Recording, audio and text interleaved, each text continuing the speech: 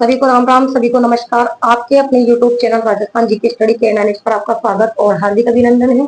आशा और उम्मीद है कि आप सभी अच्छे होंगे। तो यहाँ पर भूगोल, कला, संस्कृति और इतिहास के महत्वपूर्ण क्वेश्चन आपको सोल्व करवाए जा रहे हैं, चाहे आप किसी भी प्रतियोगी परीक्षा की तैयारी कर रहे हो। क्लास आपके लिए वेरी वेरी इंपॉर्टेंट रहने वाली है। तो क्लास स्टार्ट करने से पहले आप सभी से रिक्वेस्ट है कि क्लास को एक बार ज्यादा से ज्यादा शेयर कर दीजिए और फटाफट क्लास के साथ जुड़ जाइए। तो देख लेते हैं आज का पहला क्वेश्चन क्या पूछा गया है। क्वेश्चन नंबर 1 में आपसे थॉर्नवेट के वर्गीकरण, थॉर्नवेट के वर्गीकरण के अनुसार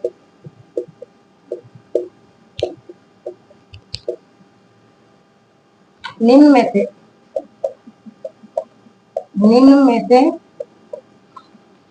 जैसलमेर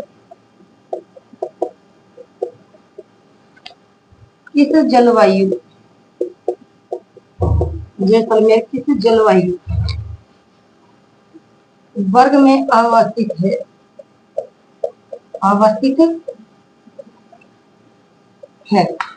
ऑप्शन आपको दे दिए गए हैं। यहाँ पर 4 ऑप्शन दिए गए हैं आपको।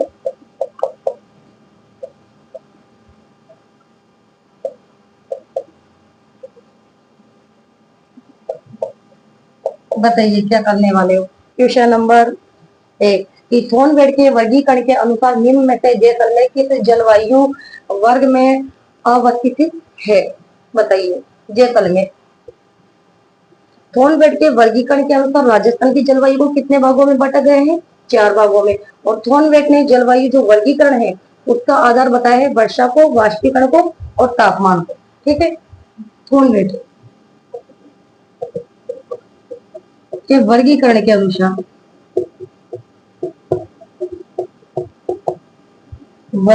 अनुसार जलवायु को इन्होंने 4 भागों में बांटा है। ठीक है। और वर्गीकरण का जो आधार है, वर्गीकरण का आधार वे किसे बताया है? क्वेश्चन बनकर आ सकता है यहाँ पे। वर्षा को, इसके अलावा वर्षा, वाष्पीकरण और तापमान। जबकि कोपेन ने भी जलवायु को 4 भागों में विभाजित किया था और कोपेन ने जलवायु के जो वर्गीकरण का आधार है वे बताया था वनस्पति। जबकि थॉर्नवेट ने जलवायु वर्गीकरण का आधार वर्षा, वाष्पीकरण और तापमान को बताया है। तो राजस्थान की जलवायु को इन्होंने 4 भागों में बांटा है। तो देख लेते हैं किस प्रकार से बांटा है राजस्थान की जलवायु को।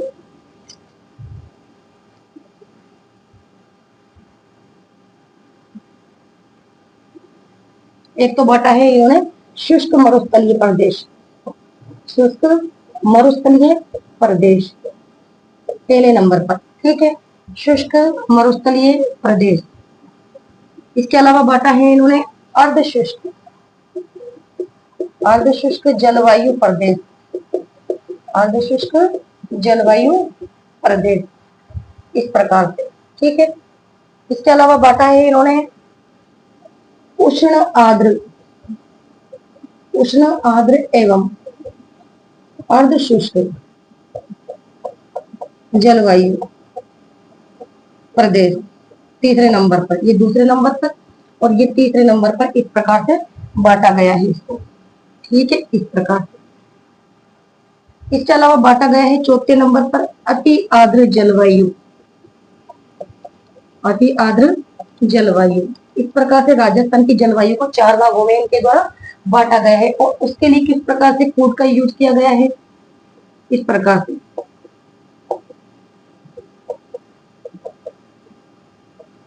तो यहाँ पर क्या पूछा गया है अब देख लीजिए। कि थॉर्नवेट के वर्गीकरण के अनुसार है जो कि निम्न में से जैसलमेर किस जलवायु वर्ग में अवस्थित है। यहाँ पर आता है जैसलमेर। ठीक है। जैसलमेर आता है शुष्क मरुस्थलीय प्रदेश में। तो हमारा जो राइट आंसर है वे ए ऑप्शन हो जाएगा। जबकि श्री गंगानगर, हनुमानगढ़, चूरू ये जो जिले हैं ये आते हैं अर्ध शुष्क जलवायु प्रदेश के अंतर्गत। इसके अलावा अलवर, भरतपुर, धौलपुर, करौली, सवाई माधोपुर या फिर उदयपुर, भीलवाड़ा, चित्तौड़गढ़, राजसमंद या फिर इसके अलावा बाड़मेर, बालोतरा, जोधपुर, फलोदी, नागौर, डिडवाना, कुचामन ये जो जिले हैं ये आते हैं अर्धशुष्क जलवायु प्रदेश के, ये आते हैं उष्ण आर्द्र एवं अर्ध शुष्क जलवायु प्रदेश के अंतर्गत। समझ में आया? शुष्क मरुस्थलीय प्रदेश में तो कौन सा जिला आएगा? एकमात्र जैसलमेर जिला। जबकि अर्ध शुष्क जलवायु प्रदेश में राजस्थान के जो उत्तरी जिले हैं, जैसे श्रीगंगानगर, हनुमानगढ़ हो गया, इसके अलावा चूरू हो गया। इसके अलावा है जो कि उष्ण आर्द्र एवं अर्ध शुष्क जलवायु प्रदेश में राजस्थान के कौन से जिले आएंगे? राजस्थान के पूर्वी जिले आ जाएंगे और अर्ध शुष्क वाले जिले आ जाएंगे, जैसे बाड़मेर हो गया, बालोतरा हो गया, जोधपुर हो गया, फलौदी हो गया, नागौर, डिडवाना, कुचामन। इसके अलावा अलवर, भरतपुर, धौलपुर, सवाईमाधोपुर, कोटपुतली, बेरोर, खैरसर, तिजारा, ये आते हैं उष्ण आर्द्र एवं अर्ध शुष्क जलवायु प्रदेश के अंतर्गत। जबकि अति आर्द्र जलवायु प्रदेश में राजस्थान के कौन से जिले आते हैं?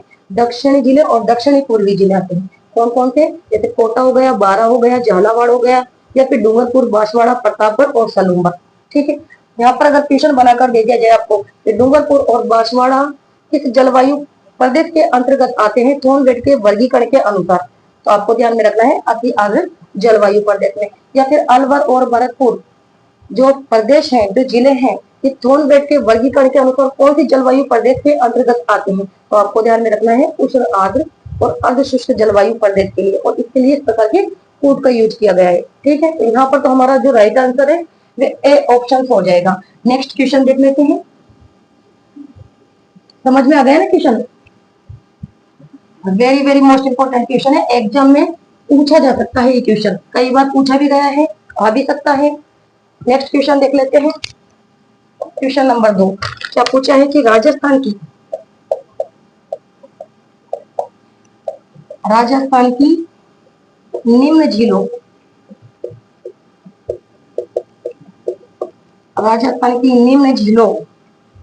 में से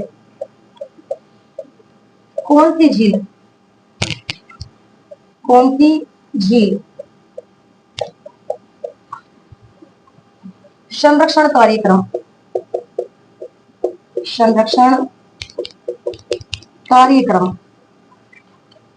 संरक्षण कार्यक्रम के अंतर्गत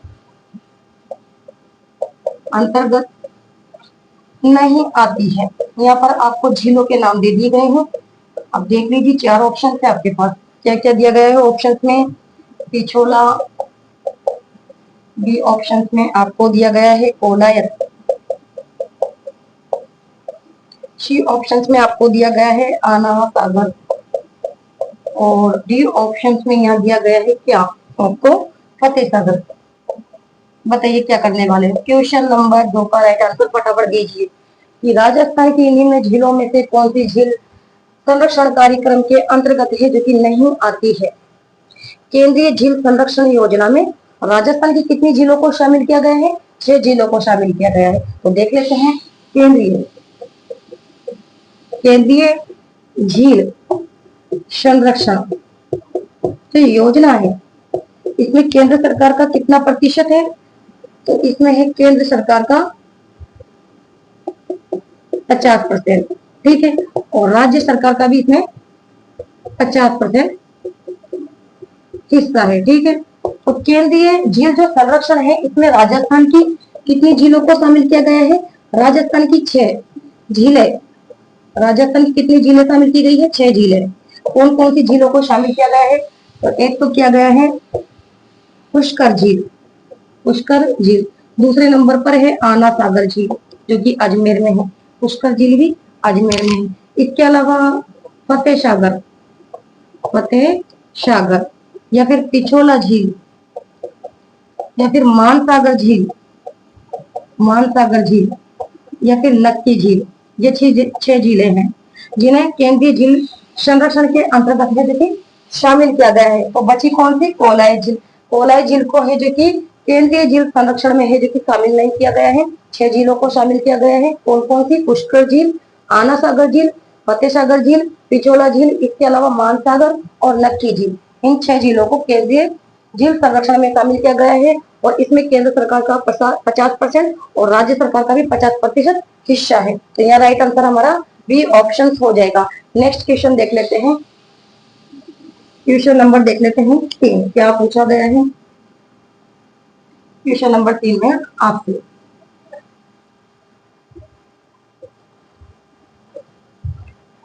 क्वेश्चन नंबर 3 निम्न में से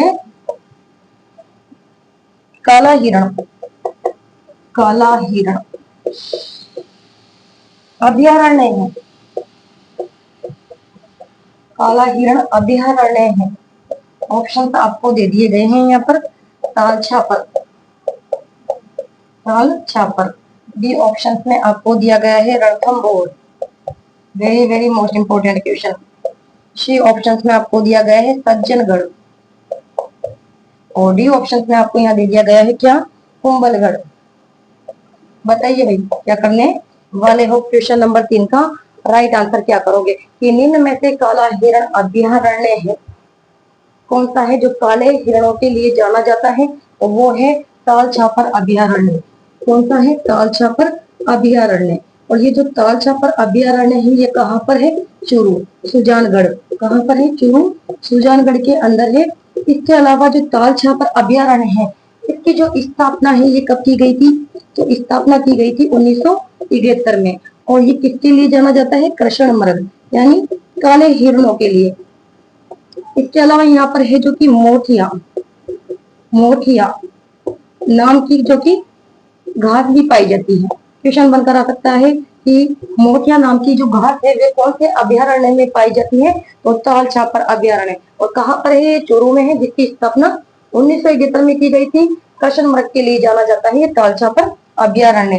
राइट आंसर ए ऑप्शन हो जाएगा। जबकि रणथंभौर जो अभयारण्य है ये सवाई माधोपुर में है, और इसकी जो स्थापना है ये की गई थी 1955 में।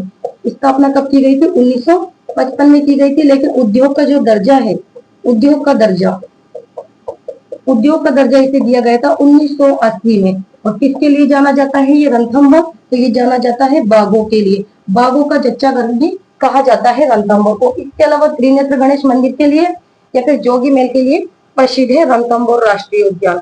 इसके अलावा जो सज्जनगढ़ अभयारण्य है ये कहाँ पर है, उदयपुर में है। और इसकी जो स्थापना है ये की गई थी 1987 में। कब की गई थी, 1987 में। ठीक है, राजस्थान का प्रथम जैविक उद्यान। क्वेश्चन बनकर आ सकता है कि राजस्थान का प्रथम जो जैविक उद्यान है वे कौन सा है, तो वो है सज्जनगढ़ अभयारण्य। कहाँ पर है, उदयपुर में है। और राजस्थान का प्रथम जैविक उद्यान है सज्जनगढ़, जिसकी स्थापना की गई थी 2015 में। ठीक है, 2015 में इसको जैविक उद्यान का दर्जा दे दिया गया था। ठीक है, जबकि जो कुंभलगढ़ अभयारण्य है वे है राजसमंद में। कहाँ पर है ये, राजसमंद में। कुंभलगढ़ अभयारण्य राजसमंद जिले में है। और इसकी जो स्थापना है, कुंभलगढ़ अभयारण्य की स्थापना ये की गई थी 1971 में। और किसके लिए जाना जाता है, ये भेड़ियों के लिए।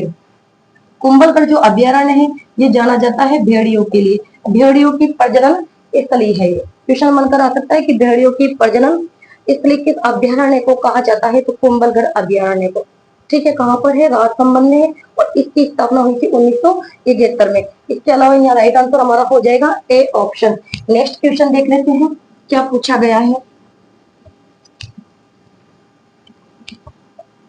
क्वेश्चन नंबर 4 क्या पूछा गया है आपसे। क्वेश्चन नंबर 4 में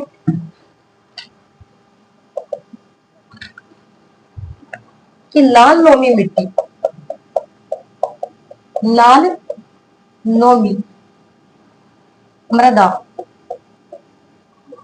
रेगिस्तान से समृद्ध जिले हैं, समृद्ध जिले हैं। ऑप्शन यहाँ पर आपको दे दिए गए हैं डूंगरपुर और बांसवाड़ा ऑप्शन में, या फिर दिया गया है भी ऑप्शन में आपको अलवर और भरतपुर, अलवर और भरतपुर। और सी ऑप्शंस में आपको दिया गया है कोटा और बूंदी, कोटा और बूंदी। और डी ऑप्शंस में आपको दिया गया है जैसलमेर और बीकानेर। तो फटाफट आंसर दीजिए क्या करने वाले हो। क्वेश्चन नंबर 4 का राइट आंसर क्या करोगे आप, बताइए कि लाल लोमी मृदा रेगिस्तान से समृद्ध जिले हैं, कहाँ पर पाई जाती है ये लाल लोमी मिट्टी, तो ये पाई जाती है राजस्थान के दक्षिणी क्षेत्र में। कहाँ पर पाई जाती है, राजस्थान के दक्षिणी क्षेत्र में। यानी आप देख लीजिए राजस्थान के दक्षिणी जिले कौन से हैं, तो वो है डूंगरपुर और बांसवाड़ा। कहाँ पर, डूंगरपुर और बांसवाड़ा में पाई जाती है लाल लोमी मिट्टी। यहाँ राइट आंसर हमारा ए ऑप्शन हो जाएगा। जबकि अलवर और भरतपुर में तो कैसी मिट्टी पाई जाती है, नवीन जलोढ़ मिट्टी। क्वेश्चन बनकर आ सकता है कि नवीन जलोढ़ मिट्टी राजस्थान की किस क्षेत्र में पाई जाती है या किस जिले में पाई जाती है? तो ये पूर्वी क्षेत्र में पाई जाने वाली मिट्टी है नवीन जलोढ़ मिट्टी। ये पाई जाती है अलवर, भरतपुर, धौलपुर, सवाई माधोपुर। इसके अलावा कोटा बूंदी में पाई जाती है मध्यम काली मिट्टी। मध्यम काली मिट्टी, ठीक है। मध्यम जो काली मिट्टी है आड़ूती क्षेत्र में पाई जाती है। और जैसलमेर और बीकानेर में पाई जाती है बालू का स्तूप। बालू का स्तूप मृदा ये पाई जाती है जैसलमेर, बीकानेर में, ठीक है। यहाँ राइट आंसर हमारा हो जाएगा ए ऑप्शन। नेक्स्ट क्वेश्चन देख लेते हैं, क्वेश्चन नंबर 5। तो जो भी क्वेश्चन आपको यहाँ पर सोल्व करवाए जा रहे हैं वो एग्जाम की दृष्टि से आपके लिए वेरी वेरी मोस्ट इंपोर्टेंट रहने वाले हैं और क्वेश्चन यहाँ से ही घूम फिर कर आने वाला है। देख लेते हैं क्वेश्चन नंबर 5 क्या पूछा है। क्वेश्चन नंबर 5 में आपसे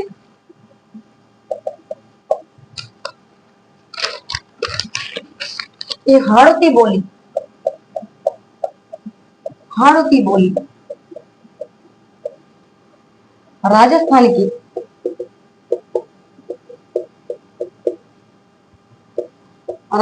की किस जिले में नहीं बोली जाती है? नहीं बोली जाती है। ऑप्शन आपको यहाँ दिए गए हैं क्या क्या, जैसे कोटा, बी ऑप्शन में 12 दे दिया गया है, और सी ऑप्शन में आपको दिया गया है टोंक, और डी ऑप्शन में आपको दिया गया है क्या, झालावाड़। तो ये क्वेश्चन तो मैंने कई बार बताया है आपको। बताइए क्या करोगे राइट आंसर कि हाड़ौती बोली राजस्थान के किस जिले में है जो कि नहीं बोली जाती है? हाड़ौती जो बोली है वह राजस्थान के कौन कौन से जिलों में बोली जाती है? कोटा, बूंदी, बारां और झालावाड़। बचा कौन सा ऑप्शन? टोंक। टोंक में तो कौन सी बोली जाती है भाषा? नागरचोल। नागरचोल, ये जो नागरचोल बोली है ये बोली जाती है टोंक और सवाई माधोपुर में। कहाँ बोली जाती है? टोंक और सवाई माधोपुर में। इसके अलावा जो नागरचोल बोली है ये किस बोली की उपबोली है ये भी बताइए। क्वेश्चन बनकर आ जाए कि नागरचोल किस बोली की उपबोली है, तो ये ढूंढाड़ी की उपबोली है। किसकी बोली है? ढूंढाड़ी की उपबोली। इसके अलावा ढूंढाड़ी की और कौन कौन सी उपबोलियां होती है? राजावाटी, तोरावाटी, चौरासी, काठियाड़ी और हाड़ौती, ठीक है। ये भी ढूंढाड़ी की उपबोलियां हैं। यहाँ right answer C option. Next question देख लेते हैं, क्वेश्चन नंबर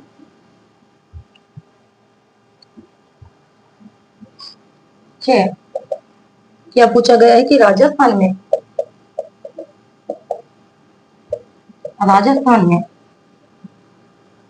राजस्थान को कुल कितने भौतिक विभागों में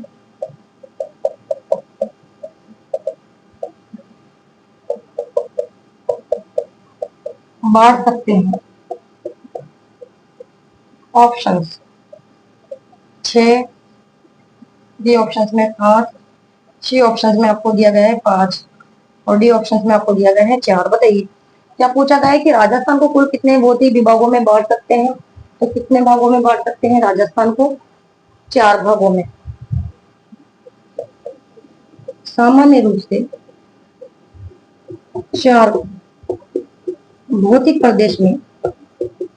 प्रदेशों में राजस्थान को है जो कि बांटा गया है। बताइए कौन कौन से प्रदेशों में बांटा गया है राजस्थान को? एक तो बांटा गया है मरुस्थलीय प्रदेश में। कौन से प्रदेश में? मरुस्थलीय प्रदेश में। इसके अलावा मैदानी प्रदेश या फिर अरावली प्रदेश। इसके अलावा बांटा गया है पठारी प्रदेश।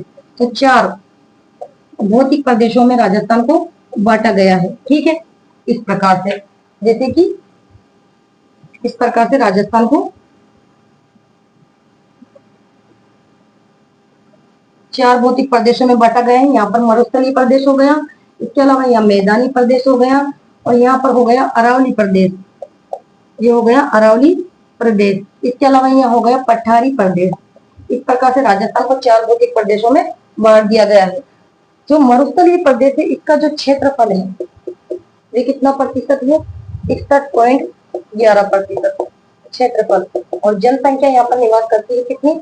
40%। क्वेश्चन बनकर आ सकता है कि मरुस्थलीय प्रदेश का क्षेत्रफल क्या है, तो 61.11% और उस पर जनसंख्या निवास करती है 40%। या फिर मैदानी प्रदेश का जो क्षेत्रफल है वो कितना है? 23%। क्षेत्रफल कितना है? 23%। और 39% इस पर क्या करती है? जनसंख्या निवास करती है। या फिर अरावली प्रदेश, इसका क्षेत्रफल है 9% और यहाँ पर जनसंख्या निवास करती है 10%। या फिर पठारी प्रदेश, इसका जो क्षेत्रफल है वह है 6.89%। 6.89% और 11% जनसंख्या निवास करती है। Very very most important question. ठीक है, यहाँ राइट आंसर हमारा क्या हो जाएगा? D option. 4 भौतिक प्रदेशों में राजस्थान को बांटा गया है। नेक्स्ट क्वेश्चन देख लेते हैं, क्वेश्चन नंबर 7।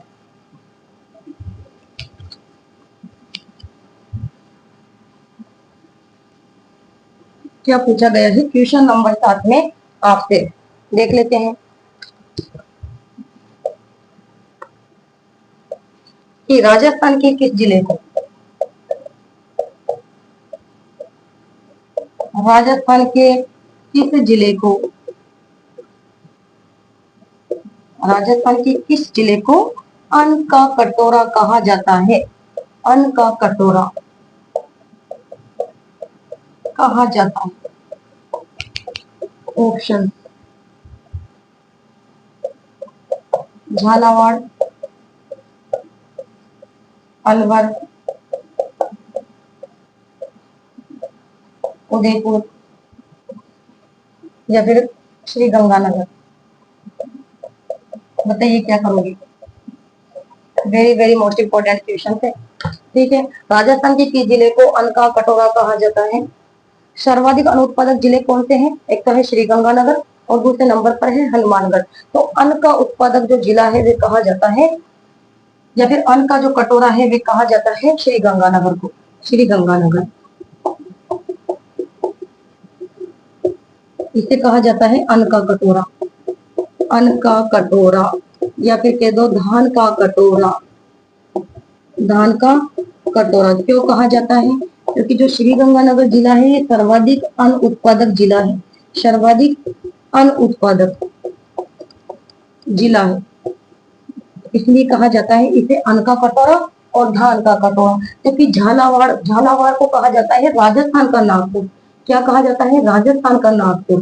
क्यों कहा जाता है? क्योंकि सर्वाधिक संतरों का उत्पादन, सर्वाधिक संतरों का उत्पादक जिला है कौन सा? झालावाड़। और अलवर है सर्वाधिक सरसों का उत्पादक जिला। सर्वाधिक सरसों का क्वेश्चन बनकर आ सकता है कि सर्वाधिक सरसों का उत्पादक जो जिला है वे कौन सा है? अलवर। लेकिन राष्ट्रीय सरसों जो अनुसंधान केंद्र है वे कहाँ पर है? शेवर भरतपुर में और उदयपुर। मक्का का सर्वाधिक उत्पादक, मक्का का सर्वाधिक जो उत्पादन है वह तो होता है पहले नंबर पर चित्तौड़गढ़ में और दूसरे नंबर पर होता है उदयपुर में। ठीक है, इस प्रकार से ध्यान में रखना है कि मक्का का जो सर्वाधिक उत्पादन है वह होता है चित्तौड़गढ़ में पहले नंबर पर, और दूसरे नंबर पर मक्का का सर्वाधिक उत्पादक वाला जिला है उदयपुर। ठीक है, तो यहाँ राइट आंसर हमारा डी ऑप्शन हो जाएगा। नेक्स्ट क्वेश्चन, एक एक चीज आपको क्लियर करवाई जा रही है यहाँ पर। ठीक है, क्वेश्चन नंबर देख लेते हैं 8। क्या पूछा गया है क्वेश्चन नंबर 8 में आपसे? कौन सा सुमेलित नहीं है? कौन सा?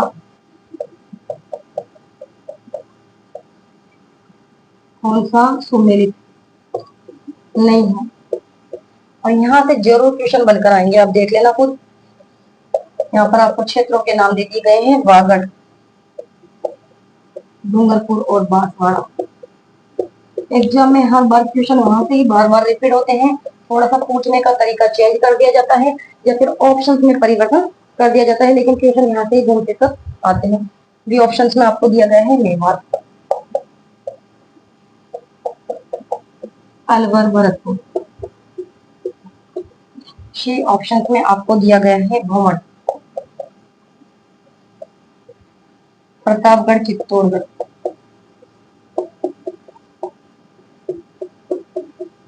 और डी ऑप्शन में आपको दिया गया है क्या, हाड़ौती, कोटा और बूंदी। बताइए क्या करने वाले हो, क्या पूछा है कि कौन सा सम्मिलित नहीं है। यहाँ पर आपको क्षेत्रों के नाम दे दिए गए हैं और आपको जिलों के नाम दे दिए गए हैं। और बागड़ जो क्षेत्र है इसमें आता है डूंगरपुर और बांसवाड़ा जिला, ये वाला ऑप्शन तो बिल्कुल सम्मिलित है। मेवात में आप सभी जानते हैं अलवर और भरतपुर जिले आते हैं। भोमट यहाँ पर दे रखा है प्रतापगढ़ और चित्तौड़गढ़, बिल्कुल गलत है। भोमट में तो कौन से जिले आते हैं बताइए, कौन से जिले आते हैं, एक तो आता है उदयपुर और सिरोही, ये जिले आते हैं भोमट में। ठीक है, तो हमारा जो राइट आंसर है जो हो जाएगा सी ऑप्शन। क्या पूछा गया है, कौन सा सुमेलित नहीं है, तो राइट आंसर सी ऑप्शन। क्योंकि जो हाड़ौती क्षेत्र में है, हाड़ौती जो क्षेत्र है इसमें आते हैं कोटा, बूंदी, बारां और झालावाड़ जिले, ये ऑप्शन भी सुमेलित है। राइट आंसर सी ऑप्शन हो जाएगा। नेक्स्ट क्वेश्चन देख लेते हैं, क्वेश्चन नंबर 9। आपको ध्यान में रखना होगा कि बागड़ जो क्षेत्र है इसमें कौन कौन से जिले आते हैं, या फिर मेवात जो क्षेत्र है इसमें कौन कौन से जिले आते हैं, या फिर हाड़ौती क्षेत्र में कौन कौन से जिले आते हैं, ठीक, या भोमट क्षेत्र में कौन कौन से जिले आते हैं। नेक्स्ट क्वेश्चन, क्वेश्चन नंबर देखते हैं 9। क्या पूछा है कि राजस्थान में कौन सी नदी, राजस्थान में कौन सी नदी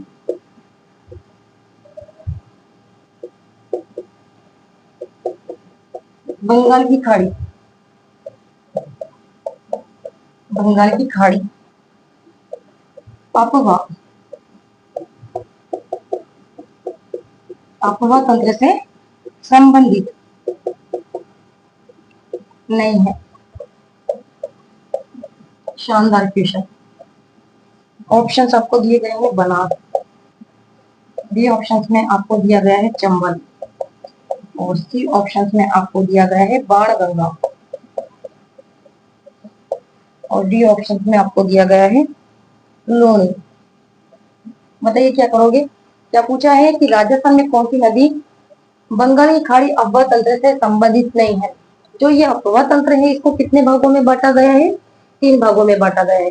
कौन कौन से भागों में, एक तो बांटा गया है अरब सागरीय अफवाह तंत्र, दूसरा बांटा गया है बंगाल की खाड़ी अफवाह तंत्र, और तीसरे नंबर पर बांटा गया है आंशिक अफवाह तंत्र। ठीक है, और आंशिक अफवाह तंत्र क्या होता है कि ऐसी नदियां जो ना अरब सागर में गिरती है और ना ही बंगाल की खाड़ी में गिरती है, यानी बीच के क्षेत्र में ही बहकर विलुप्त हो जाती है, उसे कहते हैं आंशिक अफवाह तंत्र वाली नदियां। तो यहाँ पर तो सिंपल सा क्वेश्चन पूछा गया है कि राजस्थान में कौन सी नदी जो बंगाल की खाड़ी अफवाह तंत्र से संबंधित नहीं है। तो देख लीजिए, जो बनास नदी है वो किसकी साइड नदी है, चंबल नदी, और चंबल नदी किसमें गिरती है बताइए, बंगाल की खाड़ी में। तो ये तो दोनों नदी के अफवाह तंत्र का भाग हुआ बंगाल की खाड़ी का। जबकि जो बाणगंगा नदी है ये भी यमुना की सहायक नदी है, और ये भी बंगाल की खाड़ी अफवाह तंत्र में गिरेगी। ठीक है, जबकि जो लूणी नदी है ये किस अफवाह तंत्र का भाग है, अरब सागरीय, किस अफवाह तंत्र का भाग है, अरब सागरीय अफवाह तंत्र का भाग है। और किसके, कहाँ गिरती है, कच्छ के रण में। क्वेश्चन बनकर आ सकता है कि कच्छ के रण में विलय होती है कौन सी नदी, तो लूणी नदी। और लूणी की सहायक नदियां कौन कौन सी है, गुलिया है, बांडी है, सुकड़ी है, जवाई है, लीलड़ी, मिठड़ी, शादी। ठीक है, तो ये गिरती है अरब सागरीय अफवाह तंत्र का भाग है, कच्छ के रण में विलय होने वाली नदी है। जबकि ये तीनों नदियां हैं बाणगंगा, चंबल और बनास, ये बंगाल की खाड़ी अफवाह तंत्र का भाग है, और लूणी नदी है अरब सागरीय अफवाह तंत्र का भाग। तो यहाँ राइट आंसर हमारा हो जाएगा डी ऑप्शन। ठीक है, क्वेश्चन नंबर 9 क्लियर हो गया। देख लेते हैं क्वेश्चन नंबर 10।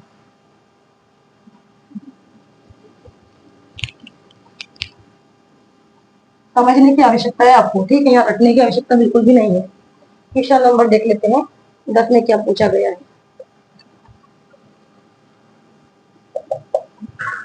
कि निम्न में से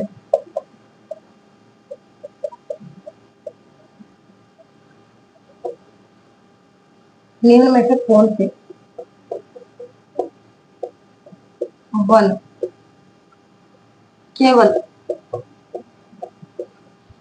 माउंट आबू क्षेत्र में पाए जाते हैं,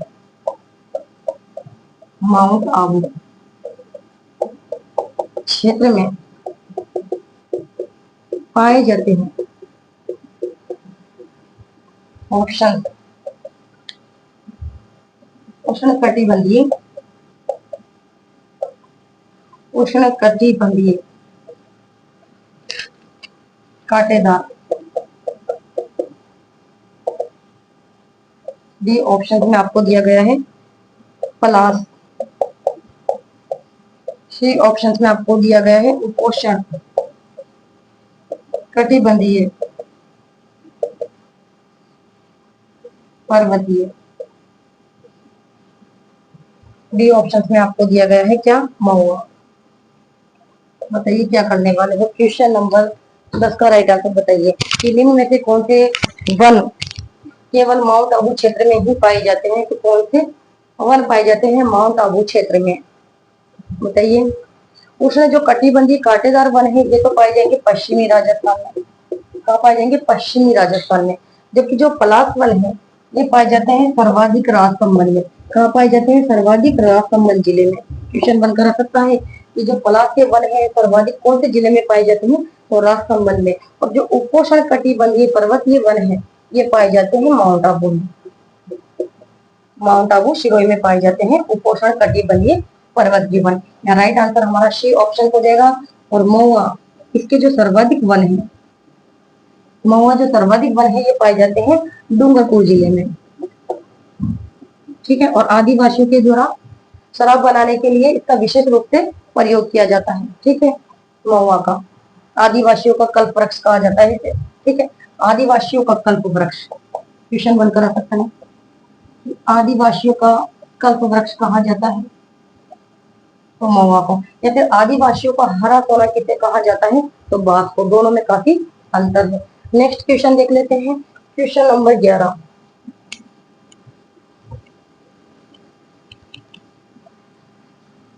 ये तो जियोग्राफी के क्वेश्चन थे अभी तक। नेक्स्ट क्वेश्चन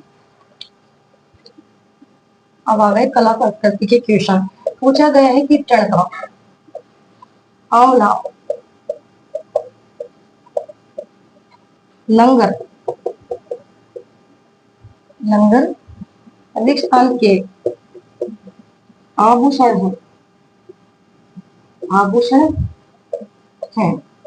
यहाँ पर आपको नाम दिए गए हैं गला, बी ऑप्शन में पैर, सी ऑप्शन में सिर और डी ऑप्शन में आपको दिया गया है भुजा। बताइए क्या करने वाले हैं। क्वेश्चन नंबर 11 कीटण का आंवला लंगर अधिक स्थान के आभूषण है, कहाँ पर पहने जाते हैं ये आभूषण।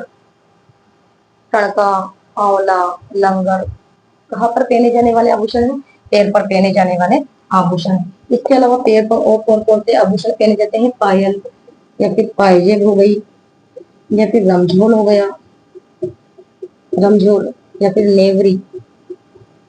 इसके अलावा घुंघरू या फिर पहना जाता है नुपुर। ठीक है। या फिर शकुंतला या हीरा नामी, टणका या छड़ या लंगर या तोड़ा। ठीक है। इसके अलावा आंवला, ये जो आंवला नाम का आभूषण है ये भी ध्यान में रखना होगा आपको, ये भी पैर पर पहना जाता है। ठीक है। यदि गले में कौन कौन से आभूषण पहने जाते हैं, गले में तो पहना जाता है खोत, खाकर, सरी। रट लीजिए नहीं, यहाँ से क्वेश्चन जरूर बनकर आएगा आड़। इसके अलावा ठुस्सी, मादलिया या फिर तिमणिया, मादलिया, तिमणिया, तुलसी,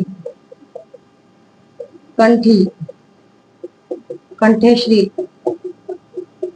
कंठमाला या फिर खुंगाली। इसके अलावा चंदनहार, चंपाकली या मुक्तमाला, मंगलसूत्र या पंचलड़ी, ये जो आभूषण है ये भी सारे गले के आभूषण हैं। इसके अलावा सिर पर आप सभी जानते हैं कौन कौन से आभूषण पहने जाते हैं सिर पर, जैसे कि रकड़ी हो गई या फिर बोला हो गया, मेमंद, टीका या फिर टीकड़ा या फिर मांग या शीश फूल या फिर माथा पट्टी, माथा पट्टी या फिर गोफण या चूड़ा रत्न। ये जो आभूषण है कहाँ के आभूषण है, सिर के आभूषण है, सिर पर पहने जाते हैं। भुजा पर आप सभी जानते हैं कौन कौन से आभूषण पहने जाते हैं भुजा पर। एक तो हो गया बाजूबंद, यहाँ से क्वेश्चन बनकर आता है कई बार। बाजूबंद कहाँ पर पहने जाने वाला आभूषण है? या फिर भुजबंद, बाजूबंद, भुजबंद, या फिर आणत, या फिर टड्डा, तकमा, नवरत्न, या उतरलो। ये जो आभूषण है सारे, ये कहाँ पर पहने जाते हैं? भुजा पर पहने जाने वाले आभूषण है। कोई भी आभूषण का नाम वहां पर आपको उठाकर दिया जा सकता है, जैसे कि आंवला कहाँ पर पहना जाता है, या हीरा नामी कहाँ पर पहना जाता है, या फिर है जो कि कुंडली कहाँ पर पहने जाने वाला आभूषण है, या फिर है जो कि माथा पट्टी कहाँ पर पहने जाने वाला आभूषण है, या गोपड़ कहाँ का आभूषण है, या फिर भुजबंद कहाँ का आभूषण है, या फिर आणत कहाँ का आभूषण है, या फिर उतरनो कहाँ का आभूषण है, या फिर नवरत्न कहाँ का आभूषण है, कहाँ पर पहना जाता है। तो इन्हें रट लीजिए आप, ठीक है। आभूषण से संबंधित क्वेश्चन एग्जाम में जरूर पूछा जाएगा। नेक्स्ट क्वेश्चन देख लेते हैं।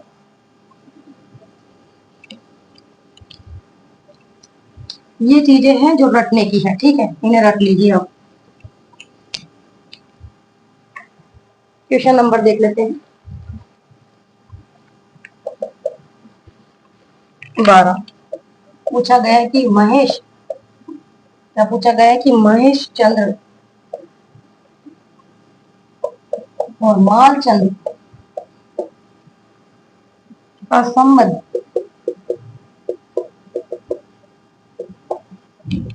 किस कला से है? किस कला से है? यहाँ पर आपको ऑप्शंस दे दिए गए हैं। ब्लू पोट्री, इसके अलावा थेवा कला, सी ऑप्शंस में आपको दिया गया है टेराकोटा, टेराकोटा कला, और डी ऑप्शंस में आपको दिया गया है चंदन काष्ठ कला, चंदन काष्ठ कला। बताइए क्या करने वाले हो? क्या पूछा गया है कि महेश चंद्र और मालचंद्र का संबंध किस कला से है? यहाँ पर कलाकारों के नाम दे दिए गए हैं आपको, महेश चंद्र और मालचंद्र, इनका संबंध कौन सी कला से है? तो चंदन काष्ठ कला से है। यहाँ राइट आंसर डी ऑप्शन हो जाएगा। जबकि ब्लू पोट्री के प्रसिद्ध जो कलाकार हैं आप सभी जानते हैं कौन है?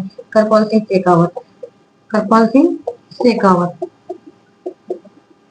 ठीक है, जिनको 1974 में पद्मश्री पुरस्कार से सम्मानित किया गया था। और थेवा कला के प्रसिद्ध कलाकार है महेश राज सोनी, महेश राज सोनी, और इनको है जो कि 2015 में पद्मश्री पुरस्कार से सम्मानित किया गया था, ठीक है। टेराकोटा कला के लिए है मोहनलाल कुमार, मोहनलाल कुमार,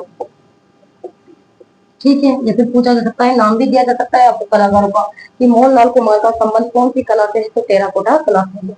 और मोहनलाल कुमार को 2012 में पद्मश्री पुरस्कार से सम्मानित किया गया था। यहाँ तो हमारा राइट आंसर डी ऑप्शन हो जाएगा।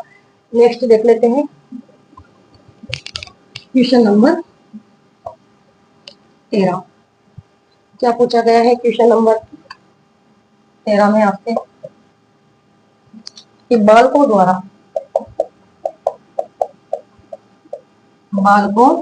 द्वारा गणेश चतुर्थी, गणेश चतुर्थी, गणेश चतुर्थी पर, गणेश चतुर्थी पर कौन सा गीत गाया जाता है?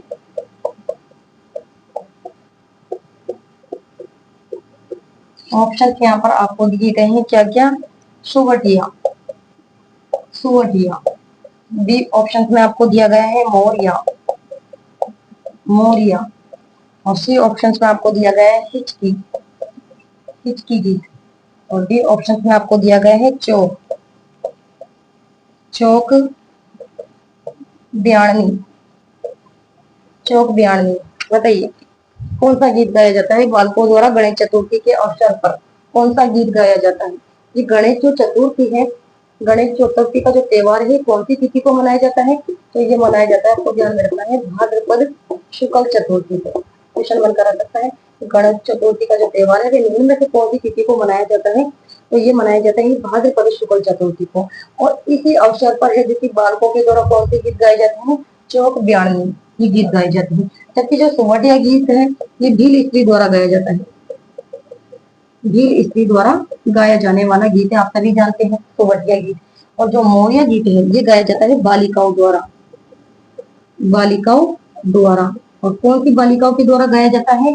जिनकी सगाई तो हो गई है किंतु विवाह में विलंब हो रहा है, तो ये गीत गाया जाता है बालिकाओं के द्वारा, मौर्य गीत। और हिचकी गीत किसी की याद में गाया जाता है। हिचकी गीत कब गाया जाता है? किसी की याद में, किसी की याद में। और इस गीत का संबंध कौन से क्षेत्र से है? मेवात क्षेत्र से। ठीक है, यहाँ राइट आंसर हमारा डी ऑप्शन हो जाएगा। नेक्स्ट देख लेते हैं।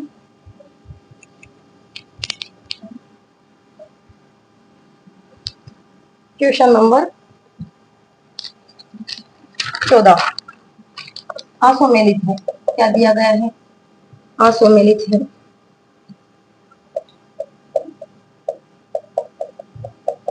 असम्मिलित है। ऑप्शन क्या क्या दिए गए हैं आपको? अभयारण्य दे दिए गए यहाँ पर, अभयारण्य। और यहाँ दे दिया गए हैं आकर्षण का केंद्र, आकर्षण का केंद्र दिया गया है। ठीक है, तो यहाँ पर ऑप्शन में आपको दिया गया है रणथंभौर बाघ। बी ऑप्शन में आपको दिया गया है कुंभलगढ़, कुंभलगढ़ चीतल। सी ऑप्शन में आपको दिया गया है माउंट आबू, गिरिन मुनिया, गिरिन मुनिया। और डी ऑप्शन में आपको दिया गया है सरिस्का, सरिस्का हरा कबूतर। अब देख लीजिए कौन सा असम्मिलित ऑप्शन है। अभी बताया था थोड़ी देर पहले मैंने आपको कि असम्मिलित है। रणथंभौर जो राष्ट्रीय उद्यान है जाना जाता है बाघों के लिए, ये ऑप्शन तो सम्मिलित है। जबकि कुंभलगढ़ का दे रखा है चीतल। कुंभलगढ़ चीतलों के लिए थोड़ा जाना जाता है। कुंभलगढ़ तो किसके लिए जाना जाता है? बताया था भेड़ियों के लिए। किसके लिए जाना जाता है? भेड़ियों के लिए, भेड़ियों की प्रजनन स्थली के लिए। ठीक है, तो ये वाला ऑप्शन भी असम्मिलित है। राइट आंसर हमारा हो जाएगा बी ऑप्शन। ठीक है, माउंट जो आबू है गिरिन मोनिया नाम की चिड़िया के लिए जाना जाता है। और जो सरिस्का है ये हरे कबूतरों के लिए और हरी गर्दन तोतों के लिए विशेष रूप से जाना जाता है। ये वाला ऑप्शन भी सम्मिलित है। राइट आंसर बी ऑप्शन हो जाएगा। ठीक है, जबकि चीतल के लिए तो कौन सा अभ्यारण्य जाना जाता है बताइए? अगर मैं आपसे पूछूं कि चीतल के लिए कौन सा अभ्यारण्य जाना जाता है तो नाम बताइए उस अभ्यारण्य का जो चीतल के लिए जाना जाता है। बताइए चीतल के लिए कौन सा अभ्यारण्य जाना जाता है? क्या करोगे?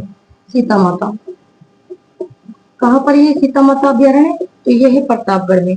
कहाँ पर है? प्रतापगढ़ में। सीता माता जो अभ्यारण्य है ये जाना जाता है और किसके लिए? उड़न गिलहरी के लिए। किसके लिए? उड़न गिलहरी के लिए भी जाना जाता है। और जो सीता माता अभ्यारण्य है इसकी जो स्थापना है वे कब की गई थी? 1989 में। ठीक है, तो चीतलों के लिए जाना जाता है। चीतलों की स्थली कहा जाता है सीता माता अभ्यारण्य को। ठीक, या फिर उड़न गिलहरी के लिए। नेक्स्ट क्वेश्चन 15 पूछा गया है कि मजार ए पखरी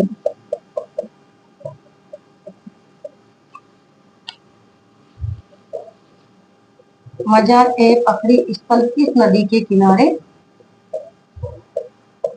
किस नदी के किनारे स्थित है? ऑप्शन माही, डी ऑप्शन में आपको दिया गया है लोनी, सी ऑप्शन में आपको दिया गया है चंबल और डी ऑप्शन में आपको दिया गया है बनास। बताइए भाई क्या करने वाले हो? क्या करोगे कि मजार ए पखरी स्थल किस नदी के किनारे स्थित है? मजार ए पखरी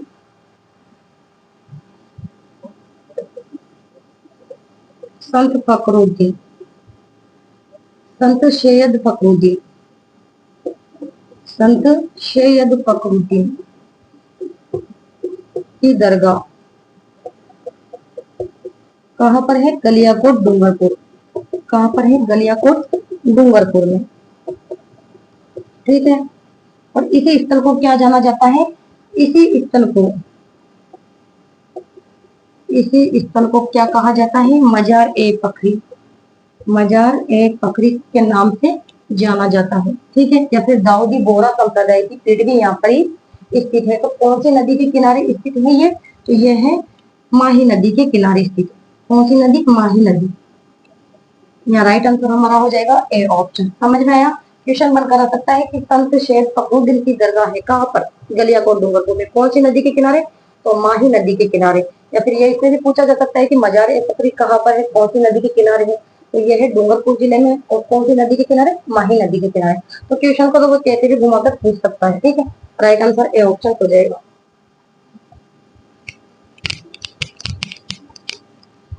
क्वेश्चन नंबर देखते हैं 16। क्या पूछा है कि राजस्थान में विवाह के उत्सव पर, राजस्थान में विवाह के उत्सव पर पुरुषों द्वारा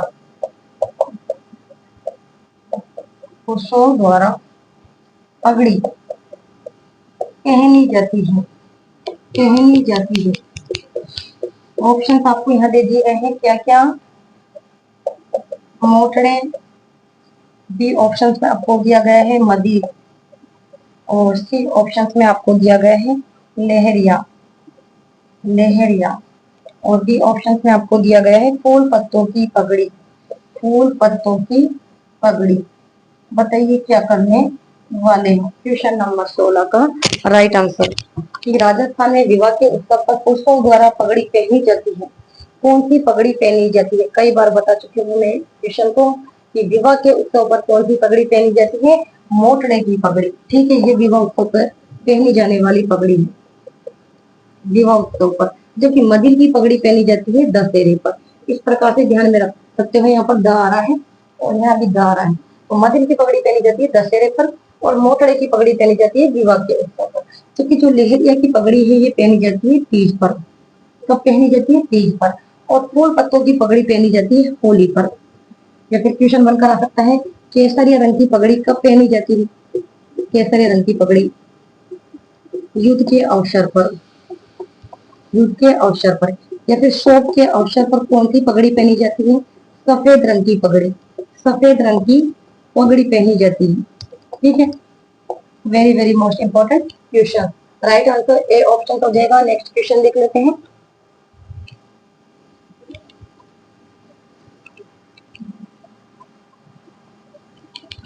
क्वेश्चन नंबर 17। क्या पूछा गया है कि महाराणा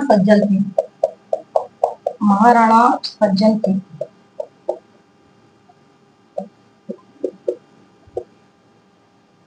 किस गवर्नर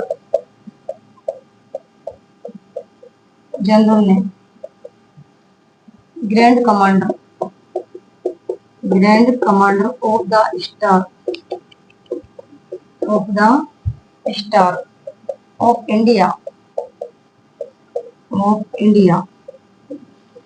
की उपाधि दी। ऑप्शन यहाँ पर दिया गया है आपको। क्या क्या ऑप्शन में? Lord Ripon. बी ऑप्शन में आपको दिया गया है लॉर्ड लिटन। सी ऑप्शन में आपको दिया गया है लॉर्ड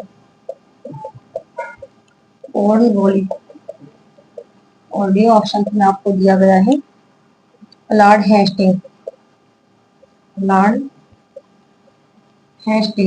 बताइए क्या करने वाले हैं कि महाराणा सज्जन सिंह को किस गवर्नर जनरल ने great commander of the star of India की है जो की उपाधि दी है? किसके द्वारा दी गई है ये उपाधि? महाराणा सज्जन सिंह को। महाराणा सज्जन सिंह, इनका संबंध कौन से रियासत से है? तो मेवाड़ रियासत से। तो जो महाराणा सज्जन सिंह है इनको कौन सी उपाधि दी गई है? ग्रैंड कमांडर ऑफ द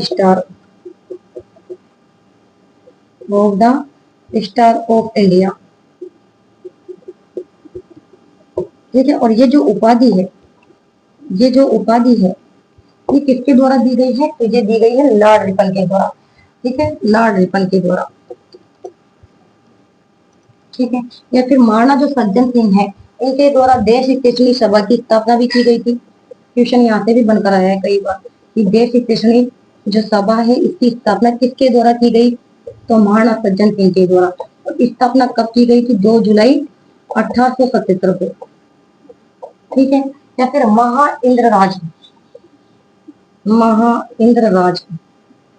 सभा, इसकी जो स्थापना है ये भी महाराणा सज्जन सिंह के द्वारा ही की गई थी। कब की गई थी, 1880 में, और इसे जाना जाता है इजलास खास के नाम से भी। इसके अलावा सज्जनगढ़ पैलेस का निर्माण भी इनके द्वारा करवाया गया था, महाराणा सज्जन सिंह के द्वारा, जिसे कहा जाता है मानसून पैलेस, ठीक है। तो यहाँ राइट आंसर हमारा ए ऑप्शन हो जाएगा। नेक्स्ट क्वेश्चन देख लेते हैं।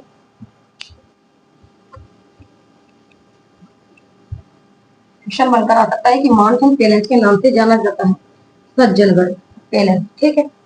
नेक्स्ट देख लेते हैं।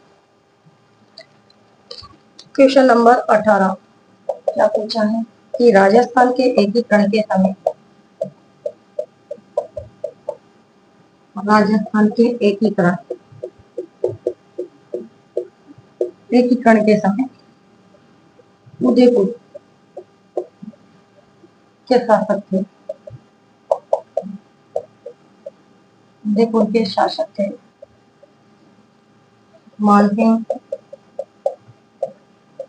बी ऑप्शंस में आपको दिया गया है भीम सिंह, सी ऑप्शंस में आपको दिया गया है गोपाल सिंह, और डी ऑप्शन में आपको दिया गया है हीरालाल शास्त्री। बताइए क्या करने वाले। क्वेश्चन नंबर 18 कि राजस्थान के एकीकरण के समय है जो कि उदयपुर का शासक आपसे पूछा गया है। आप सभी जानते हैं जो राजस्थान का एकीकरण है कब पूरा हुआ था, 1 नवंबर 1956 को पूरा हुआ था। तो उस समय है जो कि उदयपुर के शासक कौन थे, गोपाल सिंह थे। कौन थे, गोपाल सिंह। यहाँ राइट आंसर हमारा क्या हो जाएगा, सी ऑप्शन, जबकि कोटा के शासक थे भीम सिंह। राजस्थान के एकीकरण के समय अगर कोटा का शासक आपसे पूछा जाए तो वो कौन थे, भीम सिंह, ठीक है। या फिर पूछा जाए कि राजस्थान के एकीकरण के समय जयपुर के शासक कौन थे, तो मान सिंह, ये भी ध्यान में रखना होगा। जबकि हीरालाल शास्त्री तो कौन थे, व्रत राजस्थान के प्रधानमंत्री, व्रत राजस्थान संघ के प्रधानमंत्री। क्वेश्चन बनकर आ सकता है कि व्रत राजस्थान संघ के प्रधानमंत्री थे हीरालाल शास्त्री, ठीक है। तो क्वेश्चन नंबर 18 का जो राइट आंसर है वो होगा सी ऑप्शन।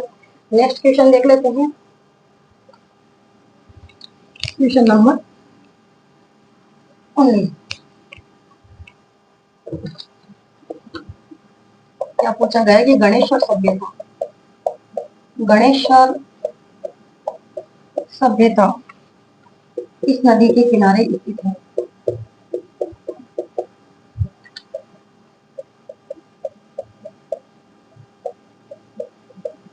ऑप्शन यहाँ पर दिया गया है आपको, कांधली, बनास, कोठारी, और डी ऑप्शन में आपको दिया गया है आहड़। बताइए क्या करोगे। क्वेश्चन नंबर 19 गणेश सभ्यता किस नदी के किनारे स्थित है।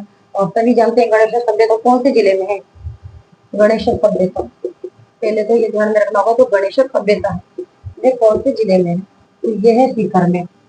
कहाँ पर है, सीकर में। कौन सी नदी पर है, तो ये है कांतली नदी पर।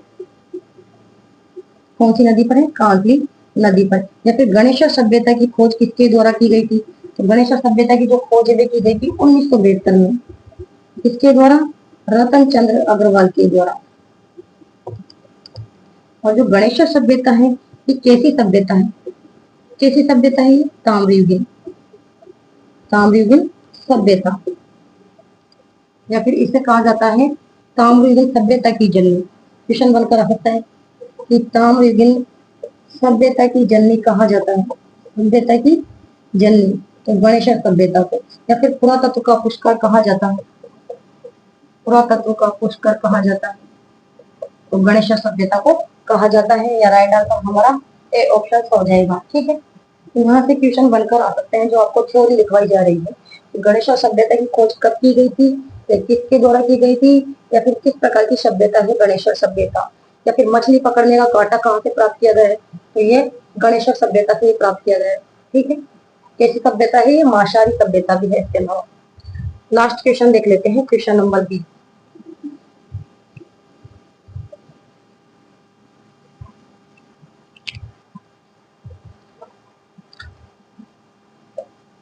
क्या पूछा है कि चंद बरदाई किस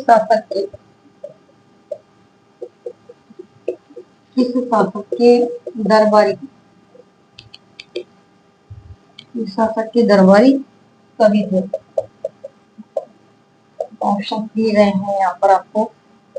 जसवंत सिंह, बी ऑप्शन में आपको दिया गया है अनूप सिंह, सी ऑप्शन में आपको दिया गया है मिर्जा राजा जयसिंह, और डी ऑप्शन में आपको दिया गया है पृथ्वीराज तृतीय। बताइए क्या करोगे? क्या पूछा गया है कि चंद्रबरदाई किस शासक के दरबारी कवि थे? कौन से शासक के दरबारी कवि थे ये चंद्रबरदाई? तो आप सभी जानते हैं पृथ्वीराज चौहान पृथ्वी के दरबारी कवि थे, और इनके द्वारा पृथ्वीराज रासों की रचना की गई थी। पृथ्वीराज रासों की रचना चंद्रबरदाई के द्वारा की गई थी। जबकि जसवंत सिंह के जो दरबारी कवि थे वो कौन थे? क्वेश्चन बनकर आ जाए कि जसवंत सिंह का दरबारी कवि उनका मोनोथ नैन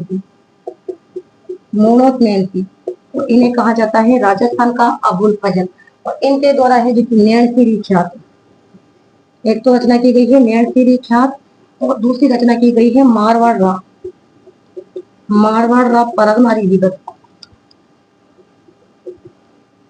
ठीक है, ये प्रमुख दो रचनाएं हैं। तो ये थे जसवंत सिंह के दरबारी। यहाँ पर क्वेश्चन बनाकर आपको दिया जा सकता है कि जसवंत सिंह का दरबारी कविता तो मोनोथ नैन थी, ठीक है, जिन्हें राजस्थान का अबुल फजल कहा जाता है, और नैनसिरी ख्यात या फिर मारवाड़ रा परगनारी विगत की रचना की गई है, तो ये मोनोथ नैन के द्वारा। जबकि अनूप सिंह का जो दरबारी कवि था उसका क्या नाम था?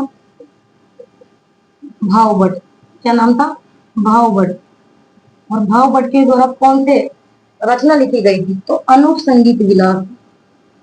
क्वेश्चन बनकर आ सकता है कि अनूप संगीत विलास की रचना किसके द्वारा की गई है? तो भावभट्ट के द्वारा। और भावभट्ट किसके शासन काल में था? तो अनूप सिंह का दरबारी कवि था ये। जबकि मिर्जा राजा जयसिंह का दरबारी कवि आपसे पूछा जा सकता है, तो कौन थे? बिहारी। तो इनके द्वारा बिहारी सप्तई की रचना की गई थी। बिहारी सप्तई। क्वेश्चन बनकर आ सकता है कि बिहारी सप्तई की रचना किसके द्वारा की गई थी? कवि बिहारी के द्वारा। और कवि जो बिहारी थे वो किसके शासन काल में थे या फिर किसके दरबारी कवि थे? तो मिर्जा राजा जयसिंह के दरबारी कवि। जबकि सवाई जयसिंह के जो दरबारी कवि हैं वो तो कौन थे? कृष्ण भट्ट। दोनों में काफी अंतर है। जो ये है सवाई जयसिंह, इनका जो दरबारी कवि था, दरबारी कवि, उनका क्या नाम था? कृष्ण भट्ट। जबकि मिर्जा राजा जयसिंह का दरबारी कवि का क्या नाम था? कवि बिहारी। ठीक है, तो ये क्वेश्चन भी हो गया क्लियर। हमारा राइट आंसर डी ऑप्शन हो जाएगा। तो ये थे आज के 20 महत्वपूर्ण क्वेश्चन, और एग्जाम की दृष्टि से ये क्वेश्चन आपके लिए वेरी वेरी मोस्ट इंपोर्टेंट रहने वाले हैं। एग्जाम में क्वेश्चन यहाँ से घूम के कर आने वाले हैं। ठीक है, आशा और उम्मीद है कि आज की क्लास आपको जरूर पसंद आई होगी। क्लास अगर आपको अच्छी लगी हो तो लाइक कीजिएगा, शेयर कीजिएगा, और चैनल पर पहली बार आए हो तो चैनल को सब्सक्राइब करना ना भूलें। तो नेक्स्ट क्लास में मिलते हैं, तब तक के लिए धन्यवाद। Thank you so much.